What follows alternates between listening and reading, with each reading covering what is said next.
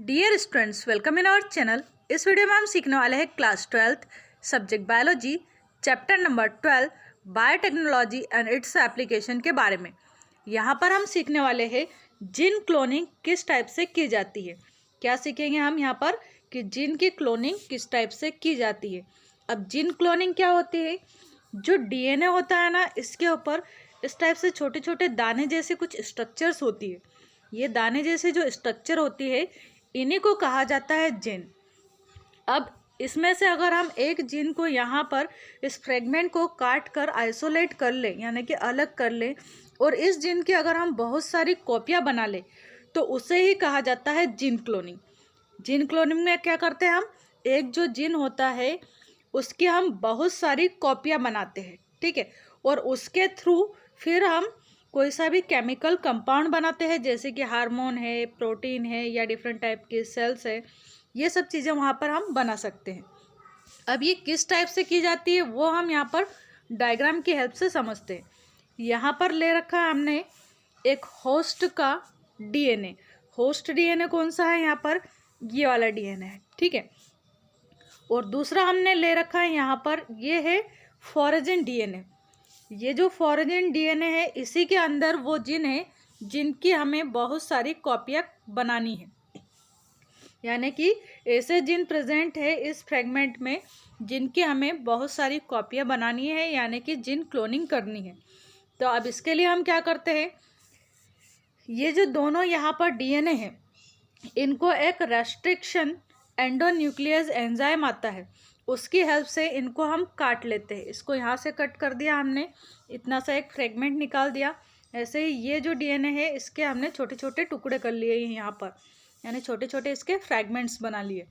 अब यहाँ पर ये जो फ्रैगमेंट है, इसमें से जो जिस भी फ्रैगमेंट के ऊपर वो डिज़ायर जीन है जिसकी हमें बहुत सारी कॉपियाँ बनानी है, उस फ्रैगमेंट को हम यहाँ पर, ये जो यहाँ पर गैप है, इसमें अटैच कर देते हैं, ठीक है। यहाँ पर क्या करेंगे, इस फ्रैगमेंट को हम जिसकी कॉपियाँ हमें बनानी है उसको यहाँ पर हम अटैच कर देंगे, और इस टाइप से हमारे पास बनकर आएगा एक रिकॉम्बिनेंट टाइप का डीएनए। क्या बनकर आएगा, रिकॉम्बिनेंट डीएनए। अब ये जो डीएनए हमारे पास आया, इसके जो ये एंड है यहाँ पर, जहाँ पर ये फ्रैगमेंट यहाँ से अटैच हुआ था, उसको हम लाइगेज एंजाइम की हेल्प से उनको स्टिक कर देते हैं, यानी चिपका देते हैं, ठीक है। इसके बाद ये जो हमारे पास रिकॉम्बिनेंट टाइप का डीएनए बना है, इसको हम एक बैक्टीरिया सेल में ट्रांसफ़र करवाते हैं। बैक्टीरिया सेल कौन सी ली है यहाँ पर, तो ई कोलाई बैक्टीरिया की सेल ली है, ठीक है, यानी कि ई कोलाई बैक्टीरिया यहाँ पर हमने लिया है। अब इस बैक्टीरिया को हम कल्चर करवाते हैं, यानी कि इसकी बहुत सारी कॉपियाँ बनाते हैं। जब ये बैक्टीरिया अपने बहुत सारी कॉपियाँ बनाता है, तो इसके अंदर जो डीएनए है वो अपने आप ही कॉपी होता रहता है और उसकी बहुत सारी कॉपियाँ बन जाती है। इस टाइप से जब पूरा डीएनए कॉपी होता है, तो उसके ऊपर जो भी जीन प्रेजेंट होते हैं उनकी भी बहुत सारी कॉपियाँ बन जाती है, और इसे ही कहा जाता है, इसे ही क्या कहा जाता है, जीन क्लोनिंग, या फिर इसे ही हम जीन थेरेपी या रिकॉम्बिनेंट डीएनए टेक्नोलॉजी इसे ही कहते हैं। यहाँ पर जो डीएनए हमारे पास बनता है वो रिकॉम्बिनेंट टाइप का डीएनए है, इसलिए इस टेक्नोलॉजी को हम क्या नाम देंगे, रिकॉम्बिनेंट डीएनए टेक्नोलॉजी। इसके बाद हम यहाँ पर नेक्स्ट क्वेश्चन देखेंगे। अब नेक्स्ट क्वेश्चन यहाँ पर पूछा है हमसे, explain the following in brief, biopiracy and biopatent. दो टॉपिक है हमारे पास यहाँ पर, बायोपायरेसी क्या होती है और बायोपेटेंट क्या होता है। और ये जो टॉपिक है वो 2020 में, यानी लास्ट ईयर के एग्ज़ाम में पूछे गए हैं, तो ये इसलिए भी इम्पोर्टेंट है, तो इन्हें हमें अच्छे से यहाँ पर समझना है। देखिए यहाँ पर जो बायोपायरेसी, उसकी डेफिनेशन क्या कही है, some organization and multinational companies exploit biological resources and genetic resources indigenous to a country without proper authorization. This is called biopiracy.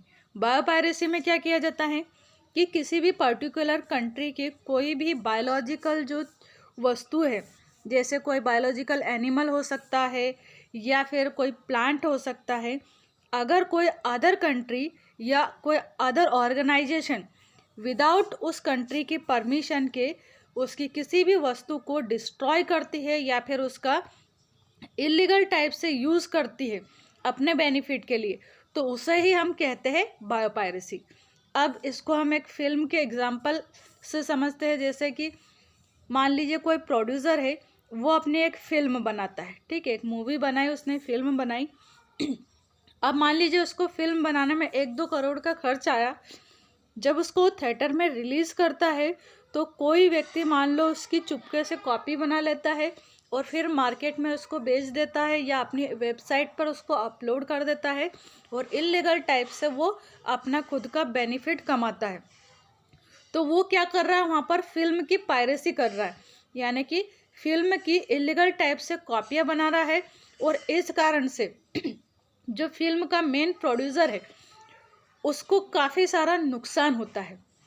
तो इसे कहा गया है फिल्म की पायरेसी करना। और इसी टाइप से मान लीजिए किसी साइंटिस्ट ने कोई अच्छी सी मेडिसिन बनाई है या कोई मान लीजिए कोरोना वायरस जो है उसकी वैक्सीन बनाई और कोई दूसरा साइंटिस्ट उसको कॉपी करके अपने नाम से उसको अगर बेचता है तो यही क्या कहलाती है, बायोपायरेसी कहलाती है, ठीक है। अब बायोपायरेसी के ऊपर अगर बैंड लगाना है हमें कि इस टाइप से कोई भी व्यक्ति किसी की वस्तु को ना चुराए और उसका मिसयूज़ ना करे, तो उसके लिए क्या किया जाता है, बायो पेटेंट किए जाते हैं।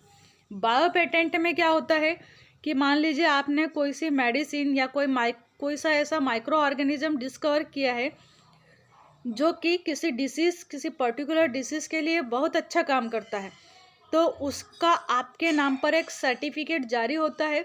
अगर इन फ्यूचर किसी व्यक्ति को उस माइक्रो ऑर्गेनिज्म या उस वैक्सीन का यूज़ करना है तो पहले उसे आपसे परमिशन लेनी पड़ेगी, ठीक है। क्यों लेनी पड़ेगी, क्योंकि उसके इन्वेंटर जो है वो आप हो, तो आपसे उसको परमिशन लेनी पड़ेगी। अगर वो विदाउट परमिशन कुछ भी काम करता है या मार्केट में उसकी बहुत सारी कॉपियाँ बना के बेचता है, इलीगल टाइप से अपना बेनिफिट कमाता है, तो वहाँ पर उसके खिलाफ कोई केस हम दर्ज करवा सकते हैं, ठीक है।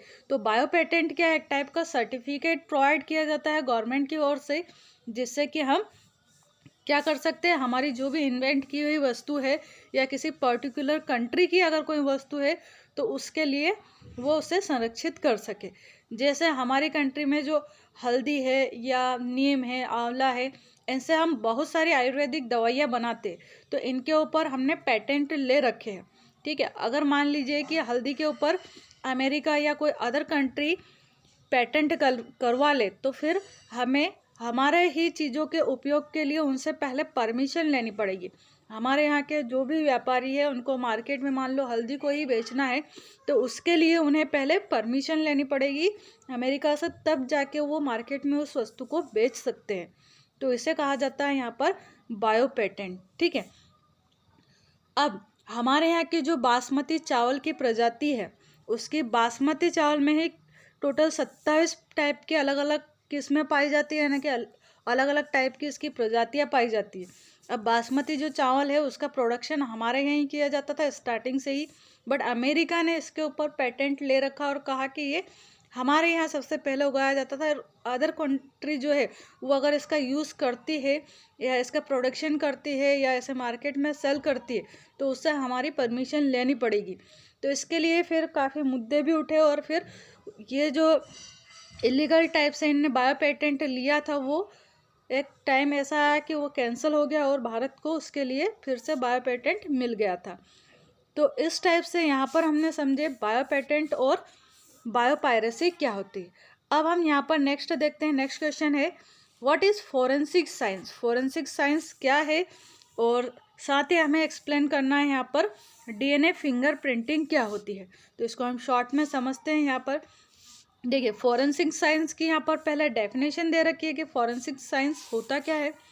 Forensic science is the application of scientific knowledge and methodology to criminal investigation and legal problems। Forensic science क्या है, फॉरेंसिक साइंस जो है उसकी कुछ एप्लीकेशन है। ये क्या है, साइंस का एक नॉलेज है और एक मेथडोलॉजी है, यानी कि जो फॉरेंसिक साइंस है इसमें बहुत सारी मेथड्स का हम यूज़ करते हैं और इसकी हेल्प से हम जो भी क्रिमिनल्स होते हैं उनको इन्वेस्टिगेट कर पाते हैं, साथ ही अगर कुछ लीगल प्रॉब्लम्स हो तो उन्हें भी हम फोरेंसिक साइंस की हेल्प से सॉल्व कर पाते हैं। जैसे आपने देखा होगा डीएनए टेस्ट के थ्रू अगर किसी के पेरेंट्स के लिए किसी को कन्फ्यूज़न होता है तो उसको आइडेंटिफाई कर लिया जाता है। अब आगे हम ये समझेंगे डीएनए फिंगरप्रिंटिंग में ही ये सब बातें। तो फॉरेंसिक साइंस को आप ऐसे समझ सकते हैं कि मान लीजिए कोई व्यक्ति अगर किसी टाइप का क्राइम करता है और मान लीजिए उसके अगर हेयर के भी एक आध टुकड़ा वहाँ पर गिरा हुआ रह गया, या उसके हाथ के जो फिंगर प्रिंट्स है वो अगर मान लीजिए दरवाजे खिड़की या जो गेट है उसके हैंडल पर रह गए, तो उसकी हेल्प से भी पुलिस जो है उस क्रिमिनल को पकड़ पाती है। किसकी हेल्प से पकड़ पाती है? ये तो फॉरेंसिक साइंस जो है इसी की हेल्प से वो जो व्यक्ति है उसके फिंगरप्रिंट्स को देख पाती है। मान लीजिए अगर उसका एक ब्लड की ड्रॉप भी गिर गई है तो उसमें भी उसके डीएनए वगैरह प्रेजेंट होते हैं, और उनकी हेल्प से भी जो फॉरेंसिक साइंस है इसकी हेल्प से हम जो भी सस्पेक्टेड व्यक्ति रहता है या जो क्रिमिनल है उसको हम पहचान सकते हैं। अब यहाँ पर हम देखते हैं कि जो डीएनए फिंगरप्रिंटिंग है वो क्या होती है। पहले हम समझते हैं डीएनए फिंगरप्रिंटिंग को, उसके बाद उसकी प्रोसीजर को हम देखेंगे, ठीक है। तो डीएनए फिंगरप्रिंटिंग में क्या होता है? DNA fingerprinting is a hybridization technique used to identify the similarities of DNA molecules of two individuals. जो डीएनए फिंगरप्रिंटिंग है इसमें देखिए, फिंगरप्रिंटिंग जो वर्ड है इसको हमें समझना है। हम सभी के आधार कार्ड बने हुए हैं। जब भी हम आधार कार्ड वेरिफिकेशन करवाने के लिए जाते हैं तो हम अंगूठे को लगाते हैं मशीन पर, और वो मशीन ऑटोमेटिक हमारे जो फिंगरप्रिंट्स है उनको कैच करके हमारा जो आधार कार्ड है उसी को वो ओपन करती है, या हमारे जो आधार कार्ड नंबर है उन्हीं को वो ओपन करती है। तो हर एक व्यक्ति के जो फिंगरप्रिंट्स है वो अलग अलग होते हैं। जिस टाइप से हर एक व्यक्ति के फिंगरप्रिंट्स अलग अलग होते हैं उसी टाइप से हर एक व्यक्ति के अंदर जो डीएनए है वो अलग अलग टाइप का होता है, ठीक है। क्या समझा हमने यहाँ पर? जिस टाइप से हर एक व्यक्ति के फिंगरप्रिंट्स अलग अलग होते हैं उसी टाइप से हर एक व्यक्ति का जो डीएनए है ये भी डिफरेंट होता है, और इस डीएनए की हेल्प से ही हम जो भी दो अलग अलग टाइप के इंडिविजुअल्स हैं यानी कि अलग अलग टाइप के व्यक्ति हैं उनको हम पहचान सकते हैं। इसका यूज़ कहाँ किया जाता है वो भी हम आगे देखेंगे। अब ये जो प्रोसीजर है वो किस टाइप से की जाती है वो हम देखते हैं पहले यहाँ पर। अब यहाँ पर देखिए स्टेप बाय स्टेप दे रखा है। सबसे पहले क्या करते हैं, जो भी सस्पेक्टेड व्यक्ति है यानी कि जिसका भी हमें सैंपल लेना है, ब्लड सैंपल लेंगे उसका, कि हमें डाउट है कि ये व्यक्ति वो क्रिमिनल हो सकता है जिसने कि क्राइम किया है, तो उस क्रिमिनल व्यक्ति का पहले यहाँ पर डीएनए लिया जाता है। डीएनए कहाँ से लेते हैं? तो ब्लड से ले लेते हैं। ब्लड जो है उसके अंदर जो आरबीसी वगैरह रहती है उसमें डीएनए रहता है, तो उसका डीएनए ले लेंगे। या फिर मान लीजिए कि कोई बच्चा है और उसके दो पेरेंट्स है यानी कि दो व्यक्ति अलग अलग है और वो क्लेम कर रहे हैं कि ये उनका बच्चा है, मतलब दो पेरेंट्स है और वो बोल रहे हैं कि ये हमारा बच्चा है, दूसरी फैमिली बोल रही है कि ये हमारा बच्चा है। तो ऐसे केसेस में क्या करते हैं, डीएनए टेस्ट लगाया जाता है, और डीएनए टेस्ट की हेल्प से फिर पहचाना जाता है कि एक्चुअल में जो बच्चा है वो किस व्यक्ति का है, यानी कि इसकी रियल फैमिली कौन सी है, तो इसके थ्रू हम पहचान सकते।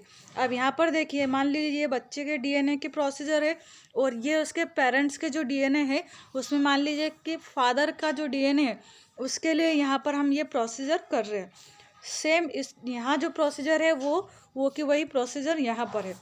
क्या करते हैं, जो भी बच्चा है उसका पहले ब्लड का सैंपल लिया जाता है, फिर उसमें से डीएनए को आइसोलेट किया जाता है। इसके बाद एक रेस्ट्रिक्शन एंडोन्यूक्लियस एंजाइम आता है, उसकी हेल्प से जो डीएनए है उसके छोटे छोटे फ्रैगमेंट्स किए जाते हैं, यानी कि छोटे छोटे पार्ट्स में इसको कट किया जाता है डीएनए को। इसके बाद ये जो डीएनए कट किया गया है इसके जो स्टैंड है, यानी इस टाइप से जो स्टैंड थे उनको अनकोयल करके ऐसे सिंगल स्टैंड में चेंज किया जाता है, और इसके बाद इनको साउथर्न ब्लॉट किया जाता है, यानी कि एक जो पेपर रहता है उसके ऊपर इनको अच्छे से स्टिक किया जाता है, और इसको साथ में एक रेडियो एक्टिव मटीरियल से भी कोड किया जाता है, ठीक है। इसके बाद hybridization with the same radioactive probes of autoradiography के द्वारा इसी टाइप का जो एक और फ्रेगमेंट रहता है, जैसे सपोज ये एक फ्रेगमेंट है और ये एक फ्रेगमेंट है। अब इनके जस्ट सामने यहाँ पर इनके अपोजिट टाइप के फ्रेगमेंट्स इनसे अटैच हो जाते हैं, ठीक है। और उसके थ्रू मैच कर लेते हैं, हम पता लगा लेते हैं यहाँ पर कि जो डीएनए का सीक्वेंस है वो किस टाइप का बन रहा है। जैसे सपोज ये यहाँ पर देखिए आप, ये स्ट्रिप है एक, है ना, फिंगरप्रिंट की, और यहाँ पर ये स्ट्रिप है। इनमें अगर आप देखें तो ये जो लाइन्स आ रही है वो सेम आ रही है ना, यानी कि एक ही व्यक्ति के ये डीएनए है। तो इनकी हेल्प से हम पहचान सकते हैं यहाँ पर कि अगर दोनों डीएनए सेम है या लगभग सेम है तो उसके थ्रू हम पहचान सकते हैं कि हाँ ये जो बच्चा है उसके रियल पेरेंट्स या फादर यही व्यक्ति है। या फिर अगर क्रिमिनल है तो मान लीजिए ये क्रिमिनल है, इसके रियल में अभी स्टार्टिंग में यहाँ पर जब मतलब क्राइम हो गया उसके बाद में पुलिस वाला ने उसको पकड़ के उसके ब्लड का सैंपल लिया और उसमें डीएनए टेस्ट लगाई, और जो जहाँ पर ये क्राइम हुआ था वहाँ पर जो भी सैंपल मिले हैं ब्लड के या फिर बाल के या कुछ अदर टाइप के जो भी सैंपल्स मिले हैं उनको लेकर उनमें अगर डीएनए टेस्ट लगाई जाए तो ये इस टाइप का सीक्वेंस मिलता है, यानी कि दोनों की ही डीएनए जो रिपोर्ट है वो सेम है अगर, तो यहाँ पर फिर पुलिस वाले जो रहते हैं या जो भी साइंटिस्ट रहता है जो ये टेस्ट लगाता है वो समझ जाता है कि हाँ ये दोनों एक ही व्यक्ति हैं। तो इस टाइप से हम डीएनए फिंगरप्रिंटिंग कर सकते हैं। इसके अगर यूजर्स देखें यहाँ पर या एप्लीकेशन देखें तो एप्लीकेशन में फर्स्ट एप्लीकेशन में समझाया है इसमें कि identification of criminal in forensic laboratories and legal pursuit, जो क्रिमिनल केसेस है उनको सॉल्व करने में इसका यूज़ करते हैं, या फिर लीगल जो परस्यूट होता है उसको सॉल्व करने में भी इसका यूज़ किया जाता है। मान लीजिए कोई पेरेंट्स है और उनकी रियल में कोई संतान नहीं है, उनकी फैमिली का कोई व्यक्ति आकर कहता है कि मैं इनका वारिस हूँ, तो उन केस में भी डीएनए टेस्ट लगाकर देखा जाता है कि एक्चुअल में ये इन्हीं की फैमिली का व्यक्ति है या नहीं। अगर उसके डीएनए मैच होते हैं तो बोल सकते हैं कि हाँ ये इनका फैमिली मेम्बर हो सकता है या फिर इनका जो रिलेटिव है वो हो सकता है।